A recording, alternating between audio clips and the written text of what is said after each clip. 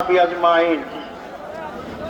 আজকের এই বিশাল জনসমুদ্রের সম্মানিত সভাপতি, বাংলাদেশ জামাত ইসলামের সম্মানিত আমির ডাক্তার শফিকুর রহমান, অন্যান্য রাজনৈতিক দলের নেতৃবৃন্দ, জামাত ইসলামের নেতৃবৃন্দ, সাংবাদিক বন্ধুগণ, উপস্থিত ভাই ও বন্ধুগণ, আসসালামু আলাইকুম ওয়া রাহমাতুল্লাহি ওয়া বারাকাতুহু।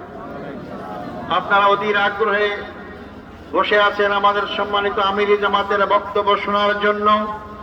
তিনি দিক নির্দেশনা দেবেন। এজন্য আমি খুব সংক্ষিপ্ত সময় আপনাদের সঙ্গে দু একটি কথা বলবো ইনশাআল্লাহ। সংগ্রামী বন্ধুগণ, আমি 14 বছর জালেম সরকার সৈরা আমাকে ফাঁসির কাছে ঝুলানোর সমস্ত আয়োজন করা হয়েছিল। আল্লাহর অশেষ রহমত, একটা কথা আছে, রাখে আল্লাহ মারে কে। আল্লাহ আমাকে বাঁচিয়ে রেখেছেন। জুলাই আগস্টের বিপ্লবী সেই ভাইদের রক্তত্যাগ, কোরবানির বিনিময়ে দেশ নতুন স্বাধীন বাংলাদেশ। আমিও নতুন ভাবে স্বাধীনতা অর্জন করেছি। বাংলাদেশের কারাগার থেকে মুক্ত আকাশে আপনাদের সম্মিলিত হয়েছি। আমি ফাঁসির মঞ্চ থেকে আজকে লক্ষ জনতার মঞ্চে হাজির হতে পেরেছি, আলহামদুলিল্লাহ। সংগ্রামী ভাই ও বন্ধুগণ, আমার অতীত যারা নেতৃবৃন্দ ছিলেন তাদেরকে হত্যা করা হয়েছে। আমার রায়ে সুপ্রিম কোর্টের 7 জন বিচারপতি একমত হয়ে এটাকে একটা সাজানো নাটক আখ্যায়িত করেছেন। আমাকে জুডিশিয়াল কিলিংয়ের মাধ্যমে আমাদের ভাইদের হত্যা করা হয়েছে। আমাকে হত্যার আয়োজন করা ছিল তাদের অপরাধ, তাদেরকে ফাঁসি দেওয়া হয়েছে।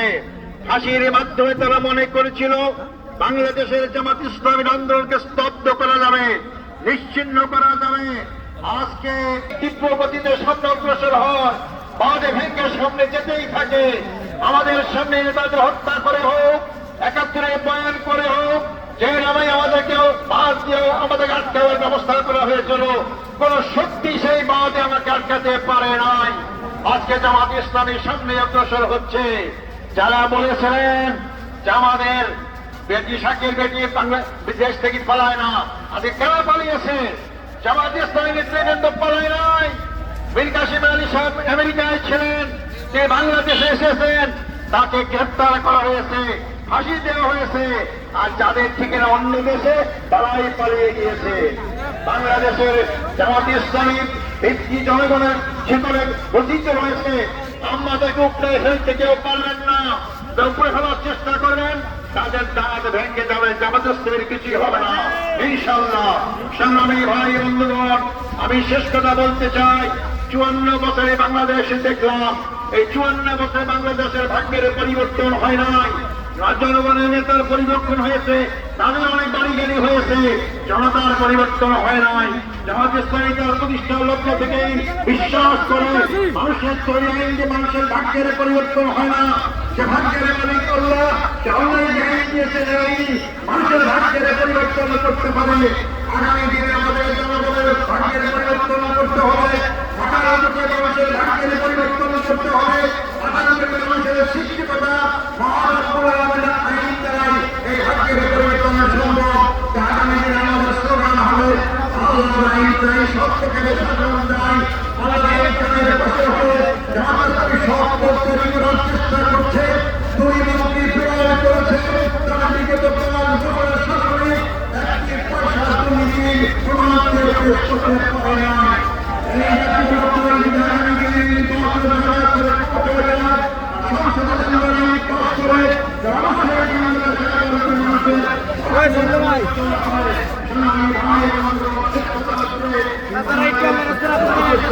একটা ব্যান দিয়ে বাবা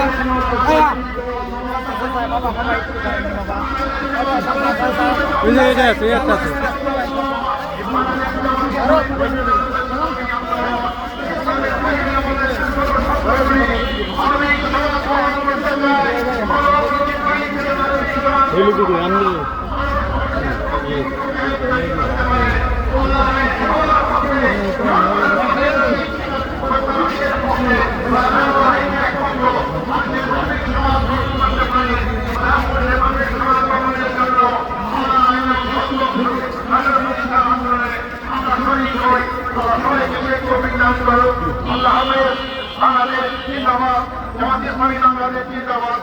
আসসালামু আলাইকুম রহমতুল্লাহ ওয়া বারাকাতুহু।